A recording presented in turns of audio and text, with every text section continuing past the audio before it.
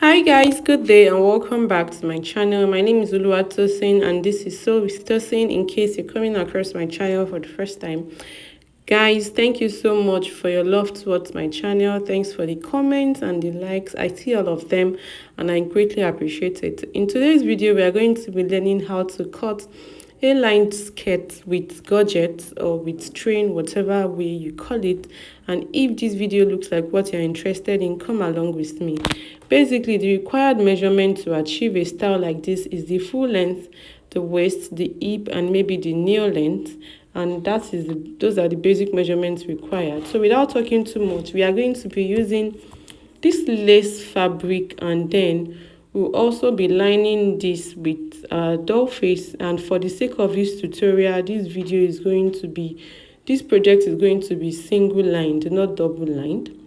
It's going to have a single lining, unlike the normal way we line lace twice. This one is going to have a single lining, which is going to be the doll face. So moving ahead, we are going to watch out for the highest measurement between the person's waist and hip. In this case is hip. There are few cases that it will be the person's waist, probably a pregnant person or people that have very big stomach. But is this person's hip?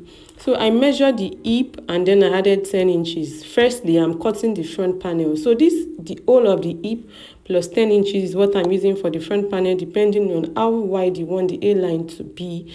But in this case, I'm using the hip plus 10 inches. And then I went ahead to measure the full length. I folded that into two.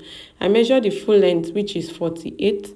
And then I marked the knee length. Because I'm sewing a dress, I'm using knee length of 24. So on my starting point, I measured a waist divided by 4. I added 2 inches sewing allowance. Then from that starting point, I measured 4 inches downward. That is where the first hip is going to be. I consider it when I'm sewing a fitted dress. That is just like the skirt waistline. So on that point, I'm going to measure a skirt waist divided by 4. I call it hip 1, like the first hip divided by 4, and then I added 2 inches allowance. Then from there, I'm going to proceed to measuring 5 inches downward. And on that 5 inches, at that point, I'm going to measure a hip divided by 4, and then I'm adding 2 inches sewing allowance. If you don't use hip 1, if you just measure 9 straight from the waistline, it's perfectly okay. Then on the new length, because it's A-line, the new length region has to be a little bit shapy. So I'm just going to deduct 2 inches from my hip. Our hip is 38. Deducting 2 inches gives me 36.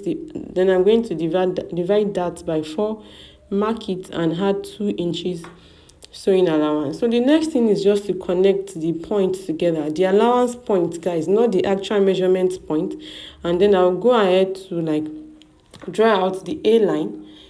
I'll use the whole of my folded fabric to draw out the A-line. I didn't cut it out because I just want the remaining one to still be inside the remaining fabric instead of cutting it out as pieces. So that's for the front panel, guys. For the back panel, I'll place the front panel on the back panel. In this case, you don't need to add any extension for the train because we are going to cut it later. If it's for styles like this one and this one, that is when you can cut the train together. But in this case, the train is detachable. It's like cutting a gadget. So I'm not cutting not detachable, cutting separately, not cut together.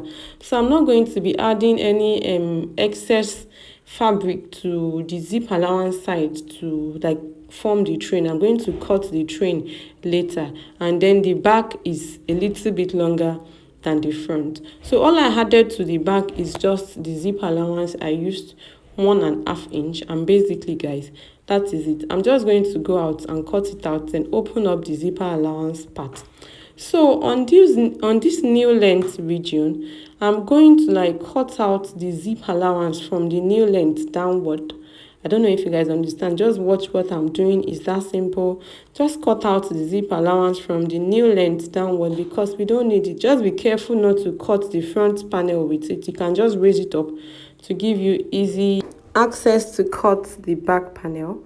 So after then, towards the shaping side for the front and the back is a little bit longer, so it's going to be definitely longer. So to just trim out a little portion of that, just measure 1 inch up, 1 inch down, and then just look for a way to connect it the way I did and cut out that 2 inches just the way I'm doing.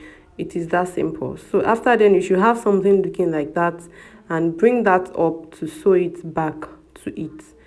By doing this, they will be on the same length. You'll be able to shape neatly and equally. So that is that for the main fabric. Moving ahead to cutting the lining now. We are starting with the front panel. Just place it on your lining. Let it be 2 inches shorter. Trace it out. Do the same thing to the back panel. The exact measurement is just that the length is going to be 2 inches short.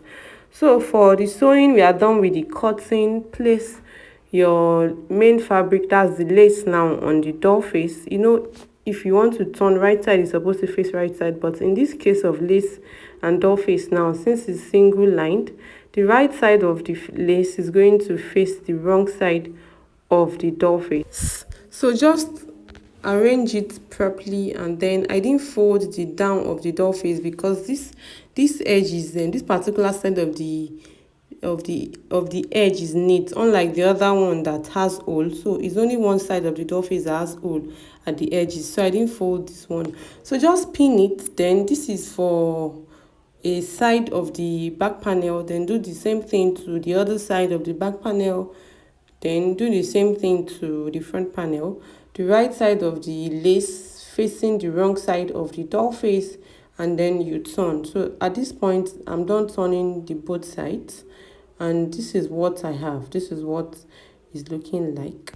So the next thing is to cut out the gorget or the train. In my case, I'll be using organza fabric. You can use whichever fabric of your choice, but the sake of this video, we are going to be working with organza.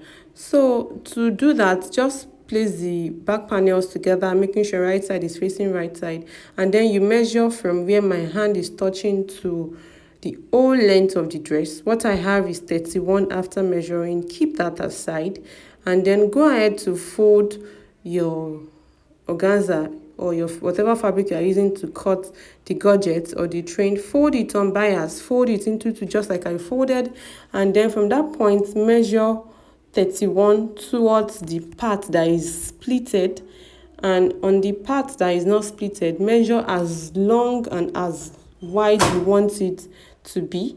So in my case, I'm using 57.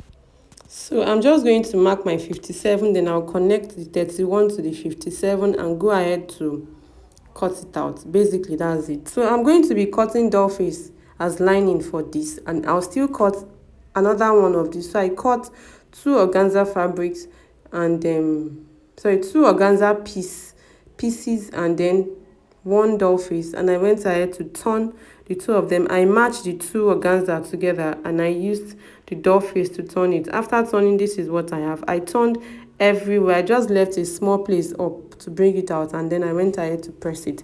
So the next thing is putting right side to right side. I'll mark where I want my zip to stop. For me, that side is okay, but if you're not sure, you can just place the zip on top of it to be sure. But that point where I'm marking is perfectly fine in this case. And then sew across that part. I've gone ahead to sew across that part, and this is what I have. I left like 1/4 inch opened that I didn't sew towards the down. The next thing is to pick up my gorget or my train, however way you call it. Place the right side to the right side and then pin it down just like I'm doing. Do that for one side. Turn it over to the other side, right side facing right side. You pin it down at the back part that we left open. Of course, you know that. And then you sew it down and you go ahead to iron it. And after all being said and done, this is what I have. If you find this video helpful and interesting, please don't forget to subscribe to my channel. I'll see you in my next video, and don't just subscribe. Talk to someone about my channel. Turn on your notification bell so you get notified when next I upload new video on this channel. Thank you for stopping by. Bye bye.